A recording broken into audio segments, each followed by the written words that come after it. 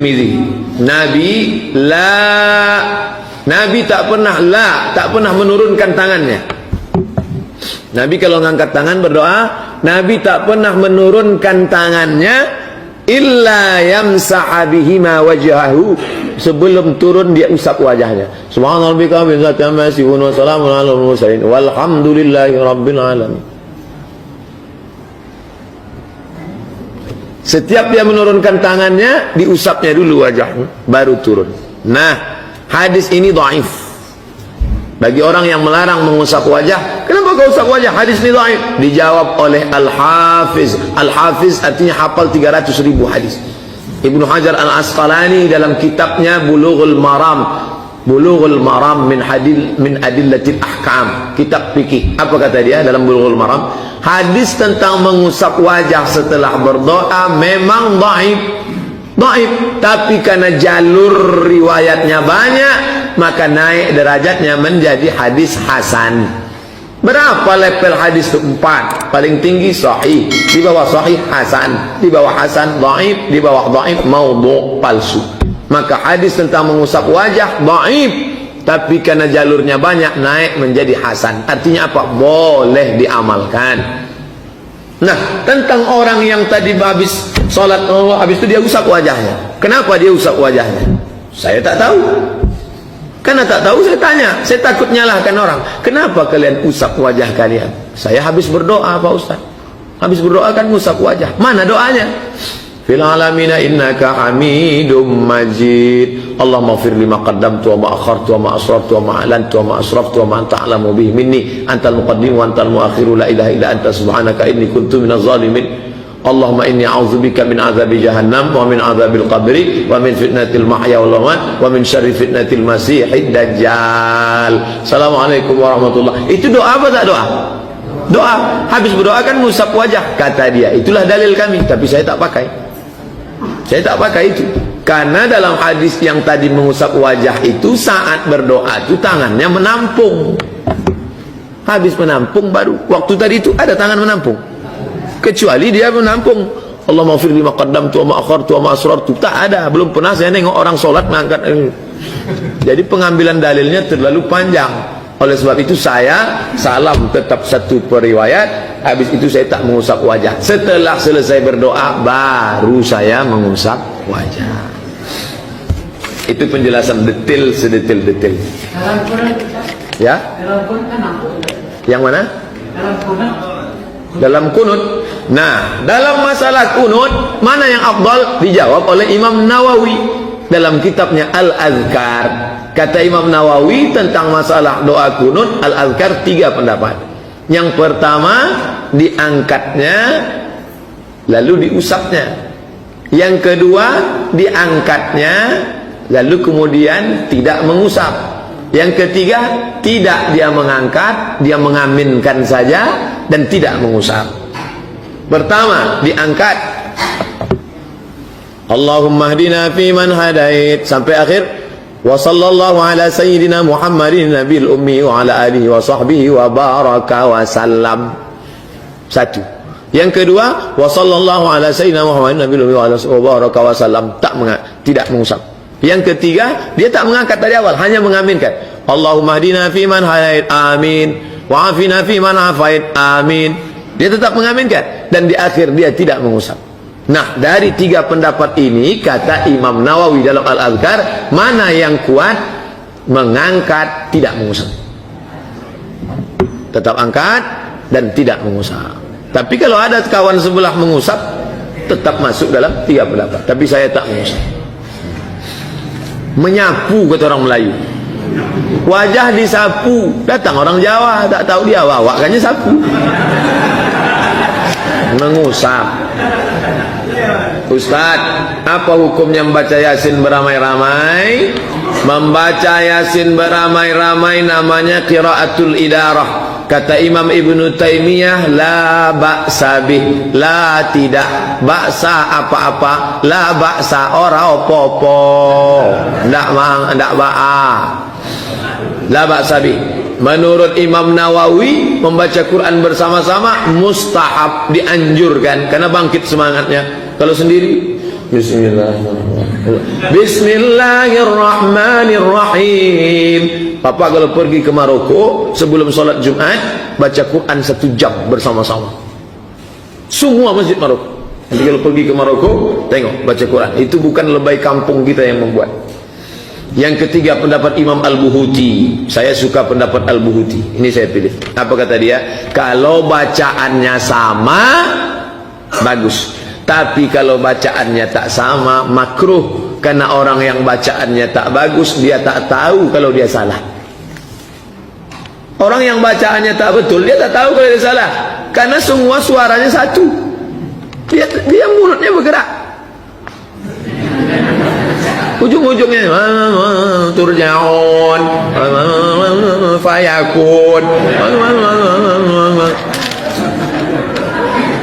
Boleh tak main rebana dalam masjid? Ibu-ibu rebana, kelempang, kelempong, kelempang, kelempong, kelempang, kelempong. Selamat datang wahai Pak Wali, la la la la la la la. Itu lagu tak cocok. Selamat datang wahai Pak Wali, kata dia. Kata backing vokal la la la la la la la. La la itu kan jangan, jangan.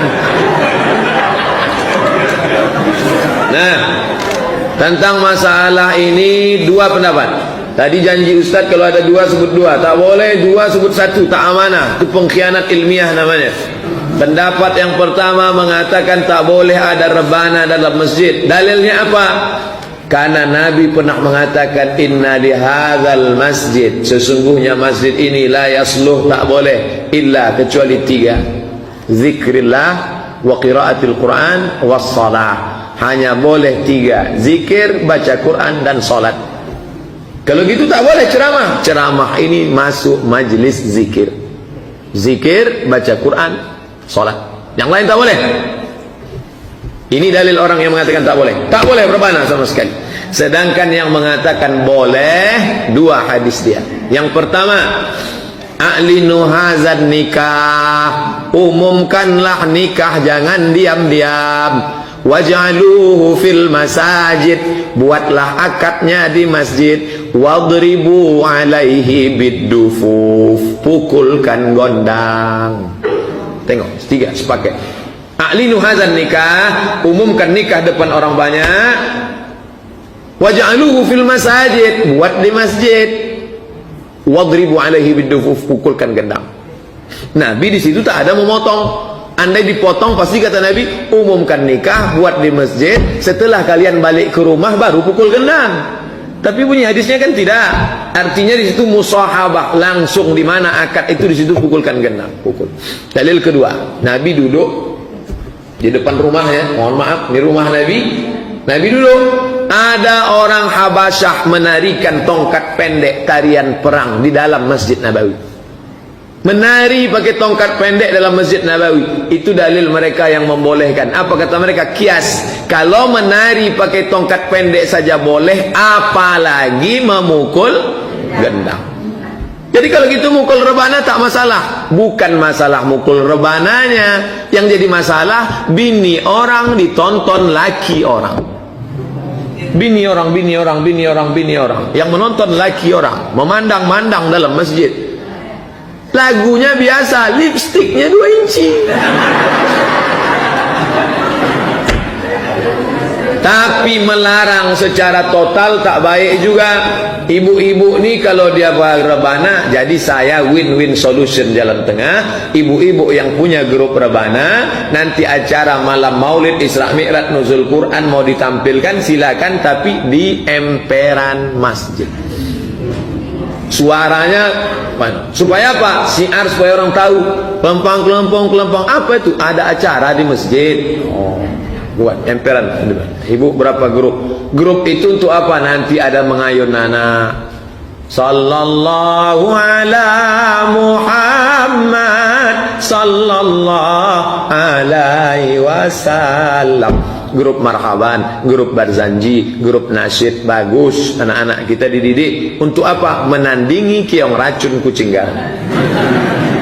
Ini tentang masalah. Boleh tak baca Quran dalam hati Pak Ustadz? Ini namanya Quran silent. Baca Quran yang paling bagus itu tilawah. Tilawah itu bersuara, berbunyi. Kalau tak bersuara, tak berbunyi, bukan tilawah namanya. Mutola'ah. Itu hebatnya bahasa Arab. Bersuara, berbunyi, tilawah. Makanya disebut musabaqah tilawatil Quran. Bersuara, idgham, ikhfa, iqlab. Macam mana juri mau menilai idgham, ikhfa? Tak berbunyi. Nun berjumpa dengan qaf, min qalqalah, qab, la, ada orang ngaku bisa baca Quran setengah jam, 1 juz, tak bersuara. Udah macam menghitung duit. Bersuara. Tapi kalau masalah pahala, jangankan membaca dalam hati, sedang mendengar aja berpahala. Wa idza quri'al Qur'an, kalau ada orang baca Quran, fastami'u, dengar baik-baik, wa ansitu, diam, la'allakum turhamun, dapat rahmat. 5 tangga. Pertama, dengar. Kedua, baca. Ketiga, pahami arti makna. Keempat, amalkan. Kelima, ajarkan. Ibu yang sudah pandai, ajarkan anak, cucu, panggil cucu, baca alif bata. Nenek tak pula pandai ikro kalian ini. Beli alif di atas, alif di bawah, ya alif depan, u a i u. Sekarang anak Pekanbaru belajar ngajinya sama orang Jawa. Dari mana? Yogyakarta. Jenenge siapa? Kiai Haji As'ad Humam. Nama bukunya Iqra. Dulu orang kita belajarnya tidak dari Jawa. Dari mana? Minangkabau. Alif 2 di atean, alif 2 di bawain, alif 2 di depan, un.